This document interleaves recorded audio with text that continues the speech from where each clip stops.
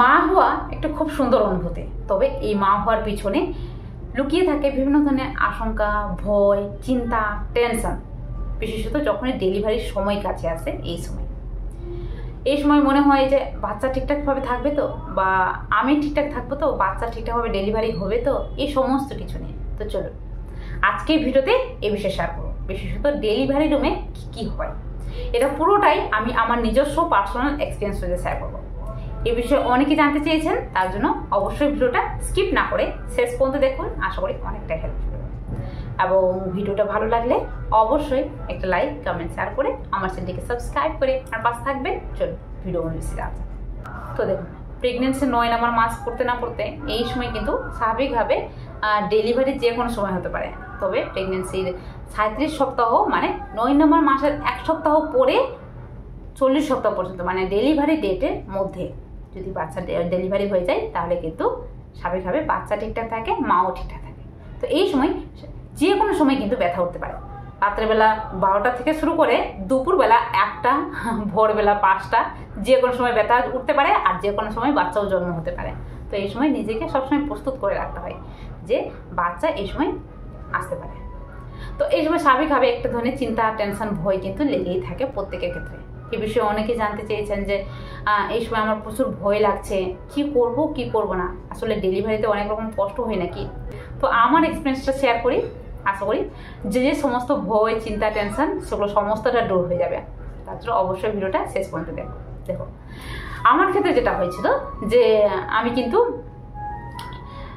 বেশ ভালোভাবে প্রেগনেন্সি জার্নিটাকে উপভোগ করছি।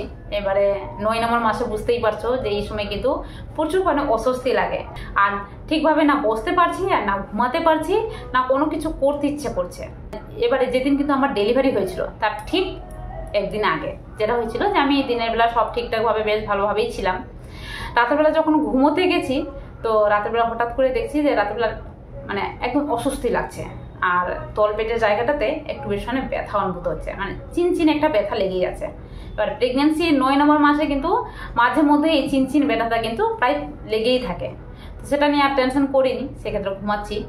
ভোর 3টার দিকে যেটা হয়েছে যে এই সময় আর কোনো মতেই ঘুমাতে পারছি না। ঘুম যে ভেঙেছে, কেন ঘুম ভেঙেছে, এই তলপেটের জায়গাটাতে একটু ভীষণ ব্যথা করছে। এবারে যেদিকেই পাশ পেয়েছি ওই সাইডে আরও বেশি ব্যথা করছে, আবার এদিকে পাশ পেয়েছি তো ওই সাইডে আরও বেশি ব্যথা করছে। এভাবে করে আর ঘুমাতে পারিনি। সারা ভোরবেলা এভাবে করে করে কোনো মতো করে কাটালাম, আমি একদমই ঘুমাতে পারিনি। সকালবেলা উঠে দেখছি ব্যথাটা একটু কমেছে, আবার তারপরে গিয়ে ঠিকঠাকভাবে ছিলাম। দুপুরবেলা খাওয়া দাওয়া করলাম, বিকালবেলার দিকে আবার যখন একটু রেস্ট নিচ্ছি তখন মনে হচ্ছে যে একটু ব্যথা করছে। এবারে আবার রেস্ট নিচ্ছি, কিছুক্ষণের মধ্যে দেখছি যে হঠাৎ করে ব্যথাটা মনে হচ্ছে আস্তে আস্তে বাড়ছে। ব্যথাটা বাড়ছে, তো আমি ভাবছি যে হয়তো ডেলিভারি তো সময় চলে এসেছে, কারণ আমার এই সময় কিন্তু 38 সপ্তাহ চলছিল। এবারে 38 সপ্তাহ যেতে চলছিল, তো ডেলিভারি যে কোনো সময় হতে পারে। স্বাভাবিকভাবে আমি কিন্তু আমার হাজব্যান্ডকে জানাই, আমার শাশুড়ি মাকে জানাই, সবাইকে জানাই। তারা বললো যে দেখো ডেলিভারি যখন হয়ে যাবে তো রাত্রেবেলাতে কিছু করা যাবে না, তো একবার না হয় ডাক্তারকে ফোন করো, কি বলছে। তো আমি ডাক্তারকে ফোন করলাম। এবারে ডাক্তারবাবু যখন বললেন যে ব্যথা যখন উঠছে, তো খুব বেশি কি ব্যথা উঠছে, তাই আমি বললাম যে না, খুব বেশি ব্যথা করছে না, তবে হালকা চিনচিন একটা ব্যথা লেগেই আছে, আর মনে হচ্ছে ব্যথাটা একটু বাড়ছে। তো বলছি যে ঠিক আছে, দেখো রাত্রিটা যদি কভার করা যায় তাহলে ভালো কথা, আর না কভার করতে পারলে হসপিটালে অ্যাডমিট হয়ে যাও। তা আমি বললাম যে কোনো মতো করে রাত্রিটা কভার করি, ঠিক হয়ে যাবে না হয়। তো রাত্রিটা কোনো মতো করে ঘুমাতে গেছি, সেদিন কোনো মতে আরও ঘুমাতে পারিনি, মানে সারা রাত্রি আমার সেদিন ঘুম হয়নি। এত মানে ব্যথাটা আসছে যাচ্ছে, আর না আমি ঠিকভাবে নিঃশ্বাস নিতে পারছি, আর না ঠিকঠাকভাবে আমি থাকতে পারছি। তো মনের মধ্যে একটা জোর ছিল যে এই জার্নিটা হয়তো কোনো মতো করে আমি কভার করতে পারবো। তো চেষ্টা করছিলাম, নিজের মতো করে একটা সাহস জুগিয়ে রেখেছিলাম। যে কখনো কখনো একটা নেগেটিভ চিন্তা আসলো, কিন্তু নেগেটিভ চিন্তা যেটা বলে যে আমি সবসময় মনে করতাম যে যা হবে ভালো হবে, এটা সবসময় মনে রাখতাম। আর সবসময় একটা মানে ভরসা থাকতো মনের উপর, জোর দিয়ে রাখতাম। তো এবার রাত্রে যখন ঘুমাচ্ছি তখন কিন্তু ব্যথা আস্তে আস্তে বাড়ছে। ভোর 2টার সময় যেটা হয়েছে যে আবার কিন্তু ব্যথা খুব পরিমাণে উঠে গেছে। এই সময় হঠাৎ করে যখন বাথরুমে গেছি, বাথরুমে গিয়ে দেখছি জল ভেঙে গেছে। এবার হঠাৎ কিন্তু আমার খুব টেনশন হতে লাগলো যে এত রাত্রের বেলার দিকে জল ভেঙে গেছে। এবার হাজব্যান্ডকে জানাই যে অল্প অল্প করে জল পড়ছে, দেখো না কন্টিনিউয়াসলি একটা জল পড়ছে অল্প অল্প করে। কী করি বলো তো? বলছে দেখো কিছুক্ষণ বসো। তো 3টা 4টা পর্যন্ত বসলাম। 4টার দিকে দেখছি জলের পরিমাণটা একটু বেশি বেড়ে গেছে, ব্যথাটাও একটু বেশি বেড়ে গেছে। এবারে কি হলো যে ভোর 5টার দিকে আমরা কিন্তু ডাক্তারের কাছে ছুটলাম। ডাক্তারবাবুকে আর ফোন করলাম না, কারণ ওই টাইমে ফোন করাটা স্বাভাবিক হবে, একটা বিরক্ত করা বিষয় হবে। সেক্ষেত্রে আমরা সেই সময় ছুটলাম। ডাক্তারের কাছে গিয়ে যখনই জিজ্ঞেস করলাম, বলছে জল ভেঙে গেছে, এবারে ব্যথাও তো উঠছে, তো হসপিটালে এবারে অ্যাডমিট হোক, ডেলিভারি কিন্তু খুব শিগগিরই হবে। তো বুঝতে পারলাম এবারে ডেলিভারির সময় চলে এসেছে। মনের মধ্যে আনন্দও লাগছিল, আবার কোথাও না কোথাও একটা ভয়ও লাগছিল যে এবারে আর জার্নিটা শেষ হচ্ছে, এবার সব ঠিক হবে তো, এরকমভাবে। কিন্তু বললাম সবসময় মনে একটা জোর রাখতাম যে যা হবে ভালো হবে। হসপিটালে গিয়ে সব কিছু দিয়ে অ্যাডমিট হয়। সেদিন কিন্তু আমি ডকুমেন্টস নিয়ে গেছি, মানে ডকুমেন্টস বলতে গিয়ে এবার ডক্টরের প্রেসক্রিপশন আর আধার কার্ড সব কিছু থেকে আমার ফাইলে থাকতোই, আর বাদ বাকি কিছুই নিয়ে যায়নি। তো ওই সময় ভর্তি তো হয়ে গেছি, আর কিছু নেই আমার কাছে। এবারে ওখানে কিন্তু মাঝে মধ্যে ব্যথা আসতে যাচ্ছে। এবারে ওই সময় কিন্তু আমাকে একটা সিস্টার এসে আমার বাচ্চাদের যে মুখটা সেটা কিন্তু চেক করে। কিভাবে চেক করে এটা জানিয়ে রাখি, দেখুন হাতে একটা গ্লাভস পরে নেই সে কিন্তু, আর এসে 2টো আঙুল দিয়ে সে কিন্তু চেক করে। এবার সেই সময়টা আমার এতটা হেজিটেশন ফিল হচ্ছিল, মানে এতটা লজ্জা লাগছিল, আর বলে বোঝাতে পারবো না। কিন্তু কি বলবো, সবাই যেহেতু করছে এবার আমাকে তো করতেই হবে, আর ডেলিভারিটা যাতে ভালোভাবে হয় সেক্ষেত্রে এই জিনিসগুলো কিন্তু মানতেই হবে, সবাইকে মানতে হবে। এটা নিয়ে কোনো রকম হেজিটেশন রাখা উচিত না। তো স্বাভাবিকভাবে যখন চেক করে, তো তারা কিন্তু কিছু করে না, জাস্ট এইভাবে মুখ করে কিন্তু চেক করে, জাস্ট হাত দিয়ে চেক করার সময় হঠাৎ করে দেখে যে 4 সেন্টিমিটার খুলে গেছে। আমাকে বলে 4 সেন্টিমিটার খুলে গেছে। এবারে নর্মালি তো 10 সেন্টিমিটার না খুললে ডেলিভারি হবে না, তো অপেক্ষা করতে বলে। এবারে কি হচ্ছে যে আমার ক্ষেত্রে ব্যথা বাড়ছে, আস্তে আস্তে করে ব্যথা বাড়ছে, সহ্য করতে পারছি না। কিন্তু ডাক্তারবাবুরা কখনো সিস্টাররা, বেশিরভাগ সময় সিস্টাররা এসে চেক করে যেত, চেক করে দেখছে যে কতখানি খুলেছে। তারপরে কিছুক্ষণ পরে আবার 2 ঘন্টা 3 ঘন্টা পরে 3 ঘন্টা পরে, হ্যাঁ 3 ঘন্টা পরে দেখি যে 6 সেন্টিমিটার খুলে গেছে। আমি বুঝলাম যে আর হয়তো বেশি সময় নেই। এবার কি হয় যে শেষের দিকে কিন্তু যখনই ব্যথাটা বেশি আসে ওই সময়টা কিন্তু আরও বেশি মানে করে খুলতে শুরু করে দেয়, খুব তাড়াতাড়ি খুলে যায় শেষের দিকে। প্রথম দিকে একটু সময় লাগে, শেষের দিকে খুব তাড়াতাড়ি খুলে যায়। তো যেটা হয়েছিল যে আমার কিন্তু সকালবেলা যেহেতু আমি অ্যাডমিট হয়েছি, তো 10টার দিকে দেখছি 6 সেন্টিমিটার খুলে গেছে।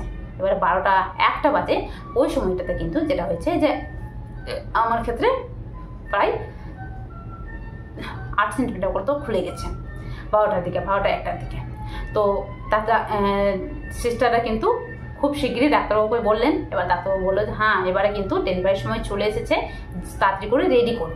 এবার তাড়াতাড়ি করে রেডি করো বলতে আমার কিন্তু মনটা খুব ঘাবড়ে গেল। সিস্টার এসে আমাকে তাড়াতাড়ি করে ওটির যে গাউন, ওটির যে কাপড়, ড্রেস সেটা কিন্তু পরাতে শুরু করে। একটা মাসি এসে, একটা সিস্টার এসে আমার ভেজানাল পার্টের এরিয়াটাতে হেয়ার আছে নাকি, চুল আছে নাকি সেটা কিন্তু দেখে গেল। তো এই হেয়ার কিন্তু আমি বাড়ি থেকে আগে থেকেই রিমুভ করে রাখতাম সবসময়, তো আমার ক্ষেত্রে কোনো রকম সমস্যা হতো না। আমি পরিষ্কার পরিচ্ছন্ন রাখতেই পছন্দ করি, সেক্ষেত্রে আমার ক্ষেত্রে কিন্তু পরিষ্কার করতে হয়নি। যাদের ক্ষেত্রে পরিষ্কার থাকে না তাদের ক্ষেত্রে কিন্তু পরিষ্কার করে। এবার আমার যেসব অলংকার ছিল, মানে সেখানে যেটা হয় যে ডেলিভারি রুমে যাওয়ার আগে হাতের শাখা পলা যেসব গয়নাগাটি রয়েছে, নাকের বাদ দিয়ে কানের সমস্ত কিছু কিন্তু খুলতে বলে। সব কিছু আমার খুলে আমার হাজব্যান্ডকে দিয়ে দেয়, আর আমার যে চুলটা সেটা কিন্তু টাইট করে বেঁধে দেয়। তো এই সময় কিন্তু বেশ ভালোভাবে গাউন টাউন পরিয়ে আমাকে কিন্তু ডেলিভারি রুমে নিয়ে যায়। ডেলিভারি রুমে যেতে না যেতে সেখানে কিন্তু 10 সেন্টিমিটার খুলে গেছে। ডাক্তারবাবু চেক করে দেখলেন যে 10 সেন্টিমিটার খুলে গেছে। সেখানে একটা বেডে আমাকে কিন্তু ঘুমানো হয়, ঘুমিয়ে 2টো পাকে দুদিকে করতে বলা হয়। এবারে সেখানে আমাকে এত ভয় লাগছিল, কারণ সেখানে কিন্তু আমি একাই ছিলাম, আর সেখানে কেউ ছিল না আমার সঙ্গে। আমার চারপাশে কতজন ছিল দেখো, 3টা ডক্টর ছিল, একটা বাচ্চার, 2টো কিন্তু ডেলিভারি করার জন্য, আর কয়েকজন সিস্টার, মানে 4 থেকে 5 জন সিস্টার ছিল, আর 2টো আয়ামাসি ছিল। এতজন মিলে আমার চারপাশটাকে ঘিরে রেখেছে। এবার আমার কাপড় কিন্তু উঁচু করা হয়েছে, উঁচু করে 2টো পা দুটোকে ফাঁক করে ঘুমাতে বলেছে। সেই সময়টা অনেক লজ্জা লাগতো, কিন্তু কি আর করবো, বাচ্চাকে তো বের করতেই হবে। এবার ব্যথাও খুব জোরে উঠছে। সেই সময়টা লজ্জা করলে কিন্তু চলবে না, কারণ ডেলিভারি যদি তাড়াতাড়ি চাই তাহলে কিন্তু ডাক্তারের কথা কিন্তু খুব তাড়াতাড়ি শুনতে হবে, যেটা কিন্তু আমি খুব মন দিয়ে করেছিলাম। পরে থেকে ডাক্তারবাবুও বলছিলেন যা যা বলেছি সব মন দিয়ে ভালোভাবেই করেছো বলেই ভালোভাবে ডেলিভারি হয়েছে। তো যেটা হয়েছে যে আমার ক্ষেত্রে কিন্তু হঠাৎ করে খুব জোরে ব্যথা আসে। এবারে ডাক্তারবাবু বললেন যখনই ব্যথা আসছে জোরে ঠিক সেই সময় পুশ করো, সেই সময় যদি পুশ করো তাহলে কিন্তু বাচ্চা খুব ভালোভাবে বেরোবে, আর যদি রং টাইমে পুশ করো তাহলে কিন্তু যে বাচ্চাদের নিচে মুখটা সেটা কিন্তু ছিঁড়ে যাবে। সেক্ষেত্রে স্বাভাবিকভাবে আমার যখনই ব্যথা আসতো তখনই কিন্তু পুশ করতে শুরু করে।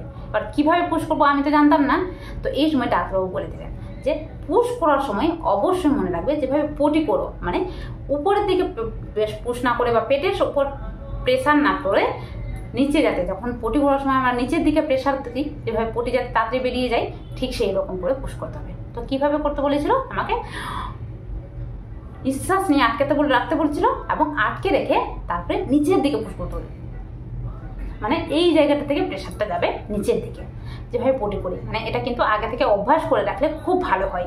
আগে থেকে ব্রিদিং এক্সারসাইজ বলে, এটা যদি আগে থেকে কেউ প্র্যাকটিস করে রাখে তাহলে কিন্তু নর্মাল ডেলিভারি হওয়ার চান্স কিন্তু খুব তাড়াতাড়ি থাকে আর খুব ভালোভাবে হয়ে যায়। তো এটা কিন্তু করতে বলেছিল, মোটামুটি 8 থেকে 9 বার পুশ করতে হয়েছিল আমাকে। শেষের দিকে তো আমি পুরো সেন্সলেসই হয়ে যাচ্ছিলাম। তো এই সময় পুরো 8 থেকে 9 বার, মানে 9 বারে পুষে কিন্তু বাচ্চা পুরো বাইরে বেরিয়ে আসে।